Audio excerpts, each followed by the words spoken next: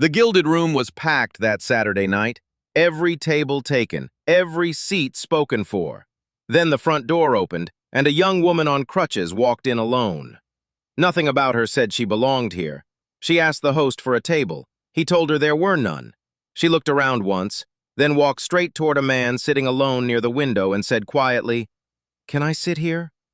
No one in that room knew that in less than 1 hour, 5 black SUVs would pull up outside and silence every single conversation in the building. The Gilded Room had a way of making people feel like they'd finally arrived somewhere that mattered. It sat on the top floor of a converted textile warehouse in Nashville's Gulch district, a neighborhood that had spent the last decade trading its industrial bones for exposed brick and amber light, and the kind of curated atmosphere that cost considerably more than it let on. The lighting was warm and low, soft enough to flatter everyone who walked through the door. The tables were dressed in slate gray linen, hand-pressed. The menu arrived without prices, not because the restaurant was careless about money, but because the clientele the Gilded Room courted was specifically the kind that considered asking about prices a form of social error. On a Saturday night like this one, every seat was occupied by people who had made reservations 3 weeks out.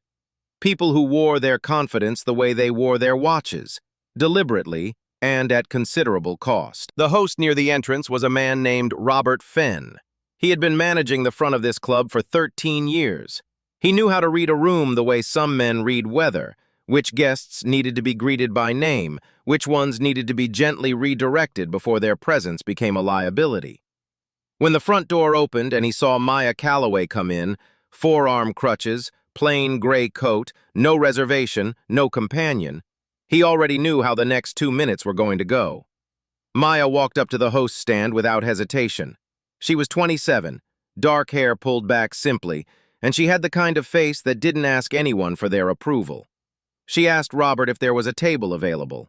He checked his screen with the practiced expression of someone delivering technically unfortunate news that wasn't, strictly speaking, his personal fault.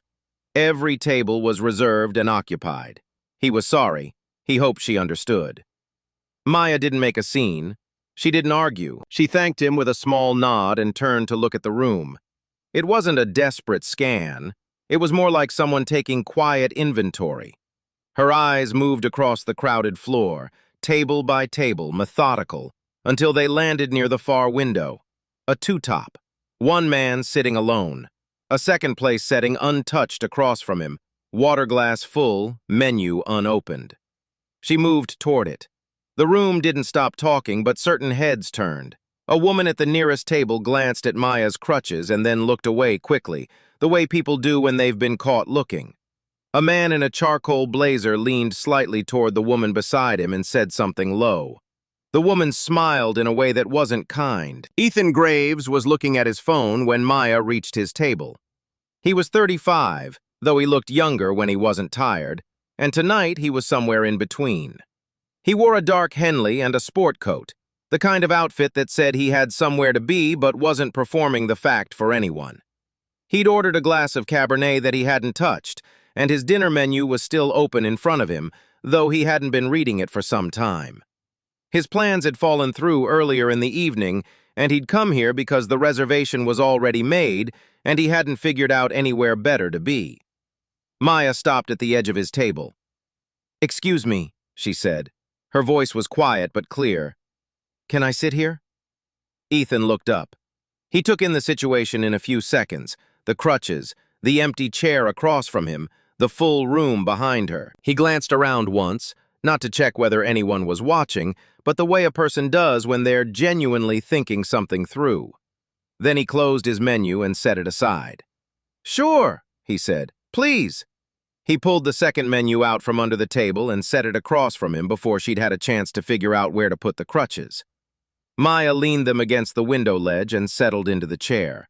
There was a brief adjustment period, getting situated, getting comfortable, and neither of them felt any need to fill it with words. That alone was a small relief. There was a white orchid in a slim bud vase at the center of the table. Maya reached over and shifted it slightly to the side, just enough to have a clear sightline across to him. Ethan noticed. He didn't say anything about it. A server appeared within a minute. Maya ordered still water and asked for a moment with the menu. Ethan watched her read without making it obvious he was watching. She held the menu the way someone does when they've already decided, but are being polite about taking their time. "Do you have a preference?" he asked, nodding at the menu. "The duck confit is actually better than it sounds. Better than it reads, at least." Maya looked up. The corner of her mouth lifted. "I was leaning toward the lamb." "Also good," he said. "Not as surprising, but good." She smiled properly then. It changed the shape of her face in a way that made her look even more at ease than she already seemed. "I'll go with the lamb," she said. "I'm not really in the mood to be surprised tonight." She said it lightly, but there was something underneath it. Not sadness exactly, just a quiet fact she was mentioning without asking him to do anything about it. Ethan didn't push. He flagged the server and they both ordered. When the server left, the conversation opened up the way it does between two people who aren't trying to be anything for each other. Ethan asked what had brought her out alone on a Saturday. Maya told him it was her birthday. She said it the same way she'd said everything else, plainly, without any invitation for a fuss. She had wanted to come somewhere nice, have a good meal, and not have to talk to anyone unless she felt like it. The last part she added with a slight look in his direction that acknowledged the obvious irony. He caught it and offered a quiet laugh. "I cannot talk to you," he said, "if that's what you need." "You're fine," she said. "You haven't asked me anything I didn't want to answer." That was how it started. The conversation moved the way good conversation does, without agenda, without performance.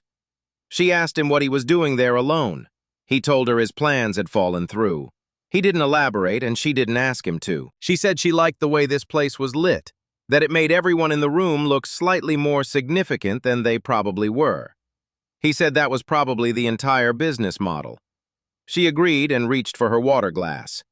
"If you're already pulled in, tap the like button before you get any further.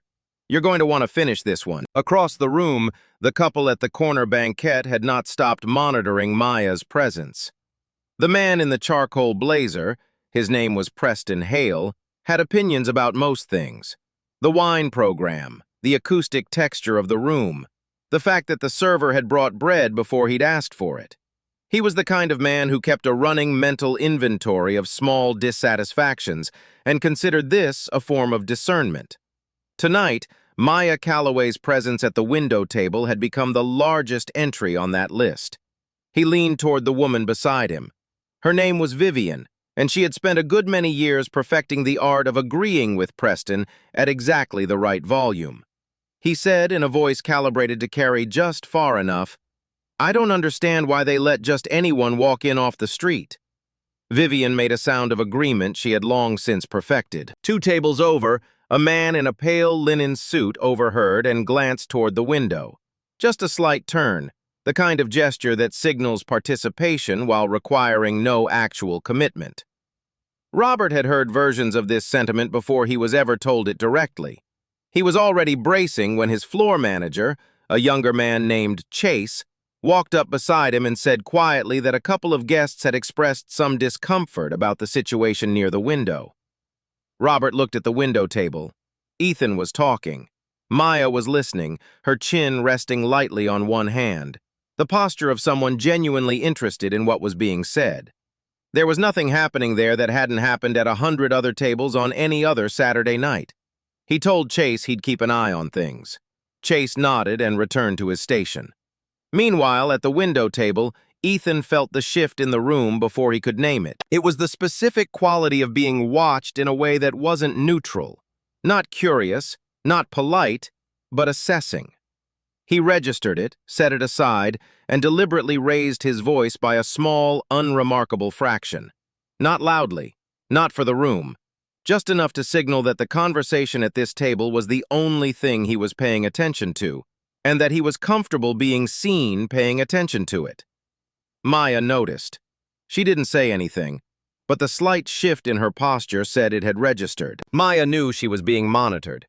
She had been the subject of these kinds of looks for years, long enough that she could feel them without needing to confirm them. She had learned early on that there were 2 kinds of people in a room like this. The ones who looked at her and saw a problem, and the ones who looked at her and saw a person. Most people fell into the first category. It didn't make her angry anymore. It just told her what she needed to know. Ethan was clearly in the second. He talked to her the way he would have talked to anyone sitting across from him. He made eye contact and held it naturally. He didn't glance at her crutches again after the first few seconds. He was actually listening, not waiting for his turn to speak. At some point between the appetizers and the main course, the accident came up. It arrived the way real things do, sideways, in the middle of something else. They'd been talking about how differently people behave in public when they believe no one important is watching. And Maya said that after the accident, reading a room had stopped being a skill and started being a necessity. Ethan asked, without making it a moment, what kind of accident? She told him it was a car accident, 7 years back outside of Knoxville, a winter road and a driver who ran a red light. The crutches were permanent, or close enough that the distinction didn't matter much to her anymore. She said it the way a person does when they've told the story enough times that it no longer costs them much to tell it. Then she said the hardest part hadn't been the physical recovery. The hardest part had been the way people changed around her afterward, how they started speaking slowly, as if the accident had affected more than her legs, how they made decisions on her behalf before she'd had a chance to make them herself, how they looked at her and immediately began calculating what she must need, what she must feel, what she must be incapable of, all before she had said a single word. Ethan didn't say he was sorry. He said, "That sounds exhausting." "It is," she said. "Most of the time I just don't bring it up." "Why tonight?" She looked at him for a moment. "Because you didn't ask," she said, which made it easier to volunteer. He nodded once and let it settle. Their food arrived.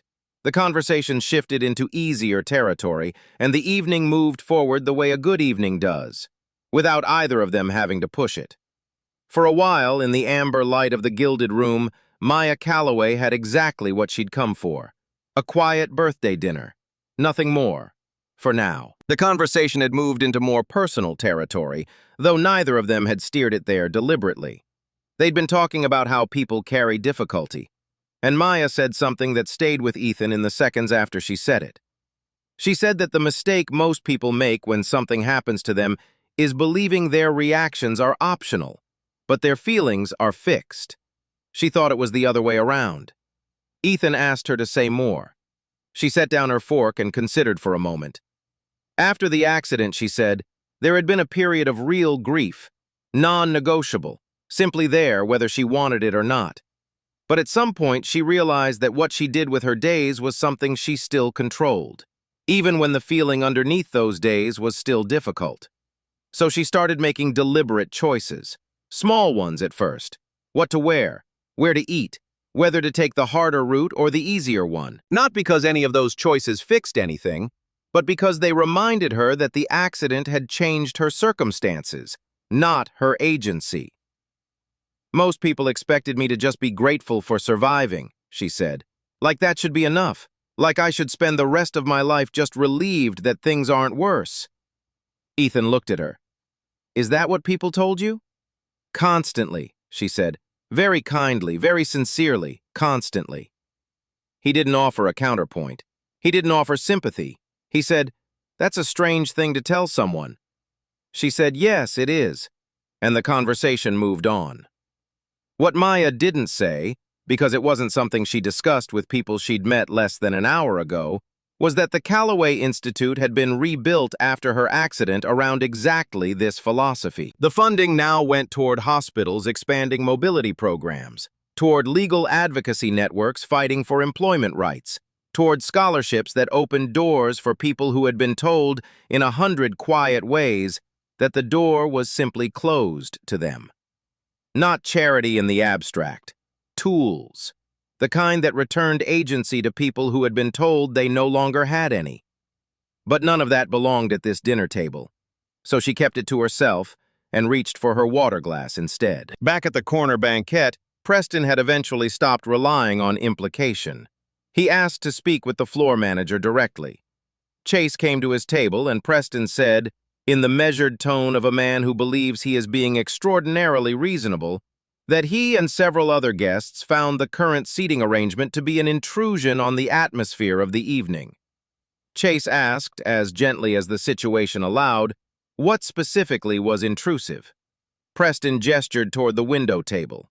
Chase nodded and walked away without committing to anything, which Preston interpreted as agreement. Vivian said nothing. She was looking at the window table. Maya was laughing at something Ethan had said. A real laugh, unguarded, the kind that doesn't ask permission. Vivian watched it for a moment before looking back down at her plate. Something passed across her face that she kept very private. Chase relayed the complaint to Robert. Robert had been in this business long enough to know that the loudest guest is not always the right one. But the mathematics of hospitality often don't leave room for that distinction. He walked toward the window table, telling himself he was only going to assess the situation up close, that he hadn't decided anything yet. He didn't get the chance to decide. Ethan had been facing the room all evening. He had already seen Chase at Preston's table. He had read the body language. He had understood where this was going with the same accuracy he'd been reading the room all night. He set his napkin on the table and turned slightly in his chair, not aggressively, just clearly.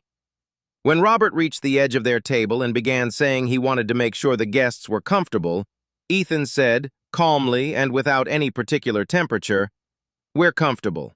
Thank you." Robert stopped. He looked at Ethan, then at Maya. Maya was watching Robert with an expression that was entirely composed. Not challenging, not wounded, just watching.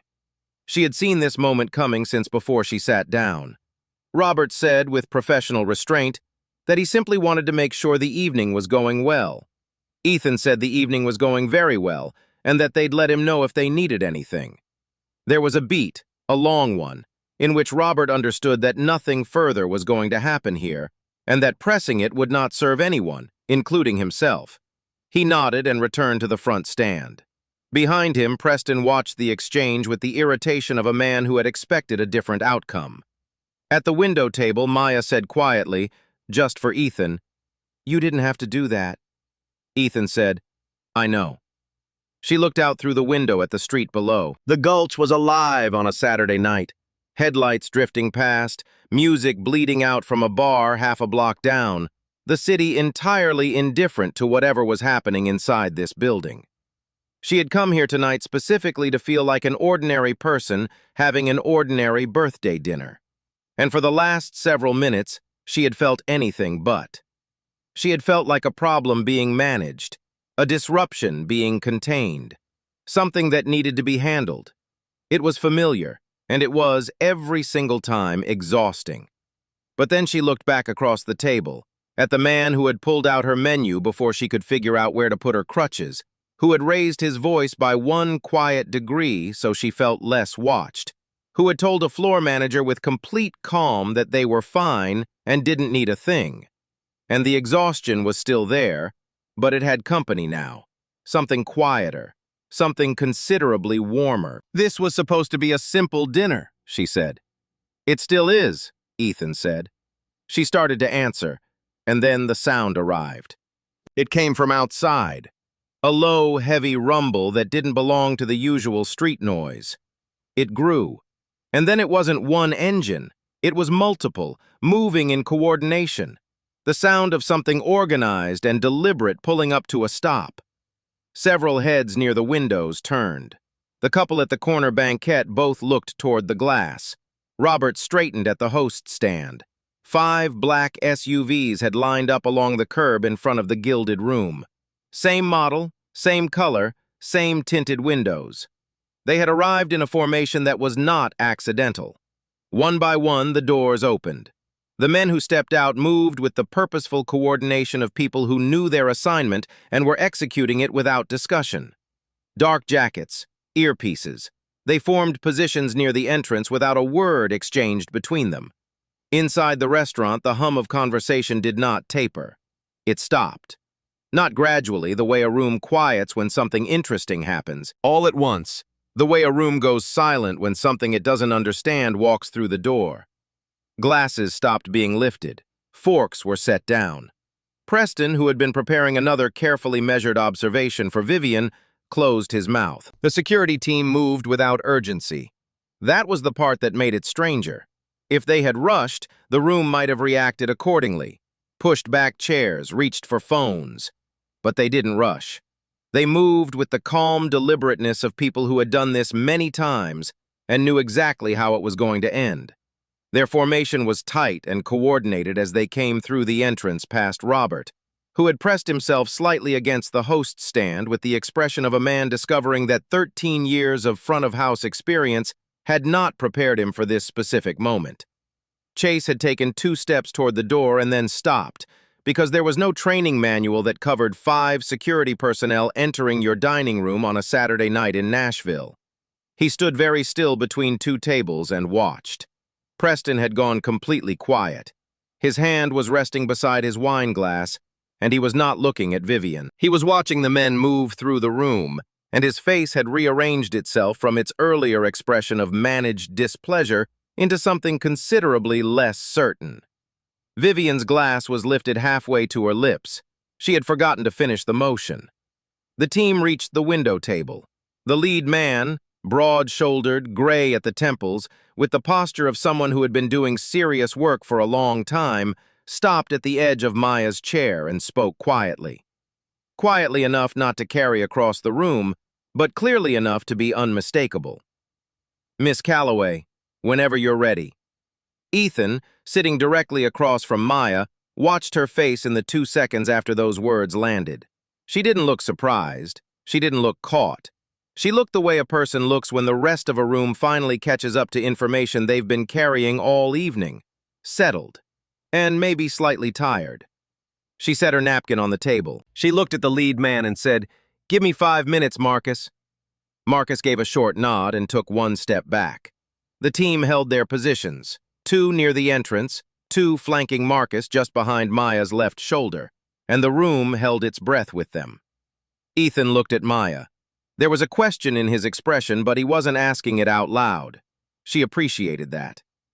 "The Calloway Institute," she said, as if that were explanation enough. She watched his face to see if the name registered. It did. She could see the pieces connecting, recognition moving behind his eyes. The Calloway Institute was not a small name in certain circles. It had been funding hospital expansion programs and disability rights networks across the country for close to 3 decades.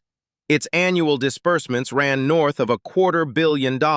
It was the kind of name that appeared on the sides of hospital wings, on the letterheads of federal research grants, on the donor walls of institutions that did not put small donors on their walls. "That's your family," Ethan said.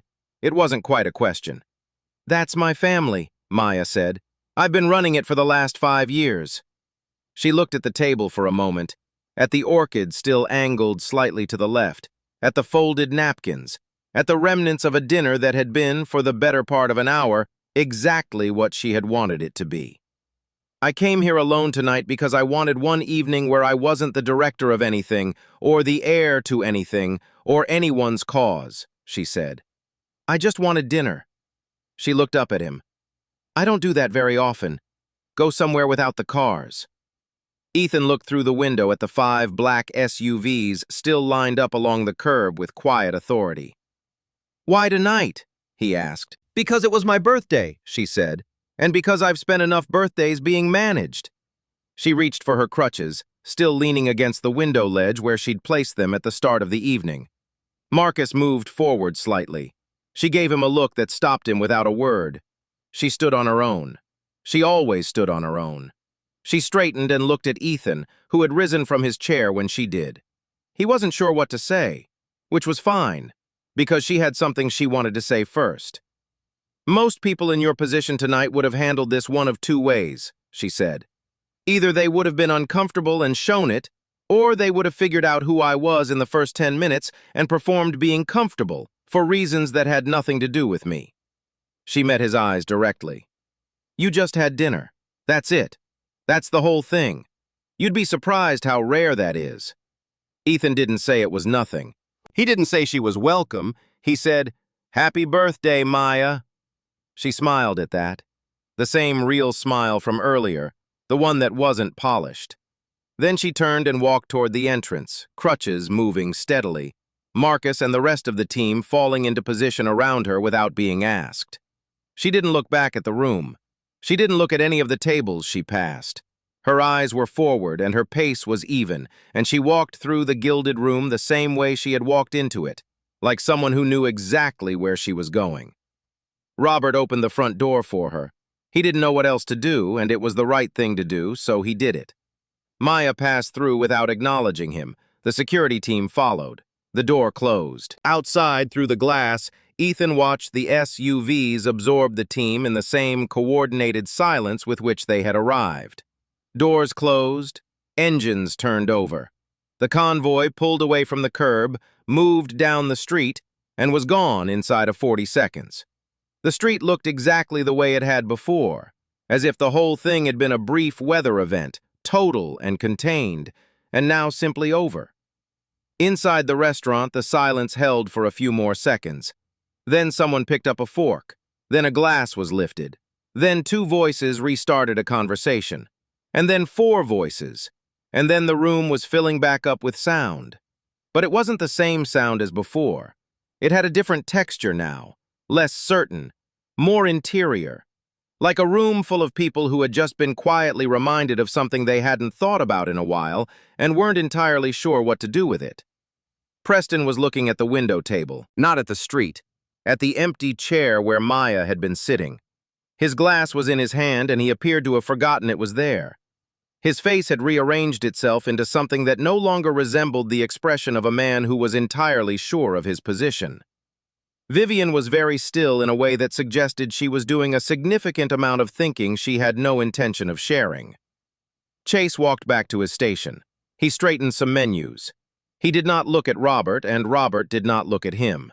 They were both aware of what had almost happened 40 minutes ago, and both aware of what had just happened in the last 3 minutes, and the distance between those 2 things was uncomfortable to calculate out loud. At Preston's table, he finally set his glass down. He said nothing. Vivian picked up her fork and looked at her plate. The conversation between them, which had been running steadily all evening, did not restart. At the window table, Ethan sat back down. Maya's menu was still on the table across from him, right where he'd set it at the beginning of the evening. Her water glass still held a small amount, and there was the faintest trace of lipstick on the rim, barely visible in the amber light. The white orchid was still angled slightly to the left, exactly where she'd moved it to clear the sight line between them. The second place setting had been cleared, but the table still held the shape of a dinner for 2. He stayed in it for a moment without rushing to signal for the check. He looked through the window at the street. The curb where the SUVs had been parked was empty and ordinary again, as if the whole formation had never happened. The Gulch was still moving, music from somewhere down the block, headlights scrolling past.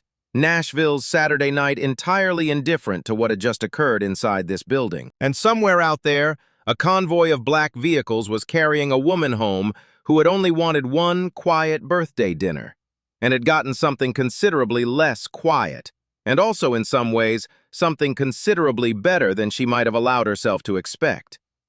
He thought about what she had said, about the 2 ways people handle things, about how the choice most people miss isn't the choice of how to feel, it's the choice of what to do with the day anyway. He hadn't thought of his own evening in those terms when he sat down at this table less than an hour ago. His plans had fallen through, and he'd come here because the reservation was already made, and he hadn't figured out anywhere better to be. He'd been sitting there reading a menu he wasn't interested in, and then a woman on crutches had walked up and asked a simple question. He had said yes, not because he saw anything particular in her. He had said yes because there was an empty chair and someone needed a place to sit. The answer was obvious. He hadn't been kind to her in order to feel like a good person. He had been kind to her because it was what the moment called for, and he had been present enough to notice what the moment was calling for. He understood now that she had thanked him not because the thing he'd done was large. She'd thanked him because she had encountered enough people for whom even that small thing was apparently not obvious. And finding someone for whom it was obvious was, it turned out, worth noting. That was the part that stayed with him. Not the 5 black SUVs. Not the scale of what she actually was in the world. Just the fact that for a woman who carried that much, a regular dinner with a stranger who didn't treat her like an occasion had been something she specifically sought out on her birthday. He flagged the server and asked for the check. When it came, he noticed that Maya's portion had been removed. He wasn't sure when the restaurant had made that call or who had made it. He paid without mentioning it, left a tip that was considerably more than the situation required, and put on his jacket. He looked at the table one last time. The menu on Maya's side, the water glass, the orchid still angled slightly to the left, the two settings that had been occupied and were now empty. Then he walked to the front entrance. Robert opened the door without being asked. Ethan stepped out into the Saturday night and turned in the direction of his car. Behind him, through the windows of the gilded room, the room was fully audible again. Conversation returning. The clink of glassware. Someone laughing too loudly near the back. The restaurant was doing what restaurants do, moving on. But at the corner banquette, Preston Hale was still not speaking. And at the front stand, Robert Fenn was standing a little straighter than he usually did. And in the space between one ordinary question and the answer that followed, something had happened inside that room. Something most of the people there would not be able to accurately name, but would not, despite their best efforts, entirely forget.